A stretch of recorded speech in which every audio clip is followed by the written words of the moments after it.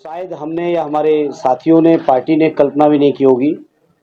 उससे भी बेहतर समर्थन आजमगढ़ के लोगों का मिल रहा है।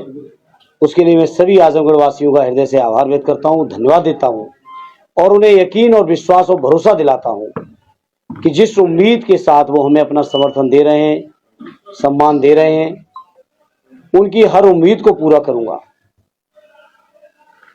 अरविंद केजरीवाल की गिरफ्तारी असर हुई है, उसको लेकर क्या कहना है? देखिए, विपक्ष के लोगों को, चाहे सोरेन साहब के साथ हो रहा था या कुछ दिन पहले बिहार में हो रहा था या आज केजरीवाल साहब गिरफ्तार किए गए, हमारे राष्ट्रीय अध्यक्ष जी को भी समन करने की कोशिश की गई। ये विपक्ष के लोगों को दबाना चाहते हैं, लेकिन ये ईडी, सीबीआई, इनकम टैक्स या जो टूल बने हुए हैं, बीजेपी के लोग सोचते शायद इसी से सरकार लौट आएगी। तो इन चीजों से सरकार लौटने वाली नहीं है, क्योंकि सरकार जनता लौटाएगी और जनता इस तरह के अन्याय अत्याचार को न कभी बर्दाश्त की है, न करेगी। हमारे देश का वो राजनीतिक तेवर रहा है, वो स्वभाव रहा है, लोगों का वो नेचर रहा है कि जब कभी कोई भी सत्ता, कोई भी तानाशाही अन्याय और अत्याचार करती है तो जनता उसके खिलाफ खड़ी होती है। और इस चुनाव में भी अगर उत्तर प्रदेश की बात करें तो आदरणीय अखिलेश यादव जी के नेतृत्व में पूरा इंडिया गठबंधन के पक्ष में जनता खड़ी होगी और भारतीय जनता पार्टी की सबक सिखाने का भी काम करेगी। आपके खिलाफ भी आज मुकदमा दर्ज कर दिया गया, आपके सहित मुझे जानकारी नहीं है, आपकी जुबान से मैं सुन रहा हूँ।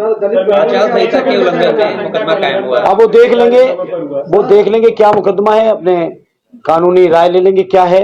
हालांकि हम पे तो गनीमत है आचार संहिता का ही हो रहा है, नहीं तो हमारे विपक्ष के साथियों पे जाने क्या क्या हो रहा है। विधायक के साथ हो गया था, एमएलसी साहब के साथ हो गया था, गुड्डू गवाली के साथ आते हैं, उसके साथ एक और। तो हम समाजवादी हैं, गुड्डू भाई भी समाजवादी हैं, और हम जो समाजवादी हैं या जो बीजेपी के खिलाफ हैं, हम लोग मानसिक तौर पे तैयार हैं इन सब चीजों के, इस तरह की कार्रवाइयों की। इन चीजों से समाजवादी घबराते नहीं, बल्कि समाजवादी और मजबूत होते हैं। इस बार का चुनाव कितना मुझे लग रहा है कि आजमगढ़ के लोग बहुत ऐतिहासिक समर्थन देंगे। और ये चुनाव कोई मेले के सांसद बनाने का चुनाव नहीं है।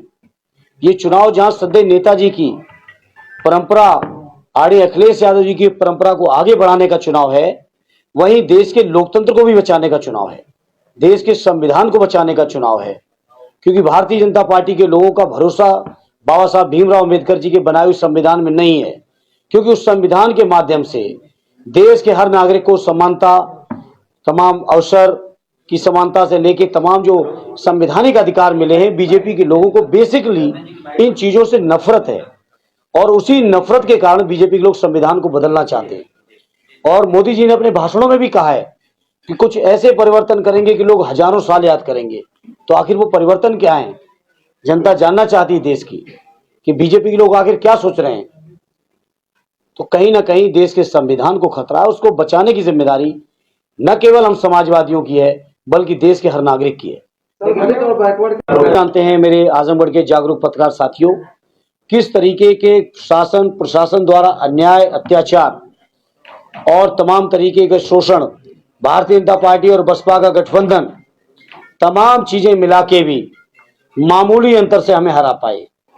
और जैसा कि आप सब महसूस भी करते होंगे, मुझे भी सूचनाएं लगातार मिली, आजमगढ़ के लोगों के दिल में एक कसक थी कि हम लोगों को गलत तरीके से चुनाव हराया गया है। तो मुझे यकीन है कि आजमगढ़ के लोग इस चुनाव में उन तमाम चीजों को न केवल दूर करेंगे, बल्कि जवाब भी देंगे।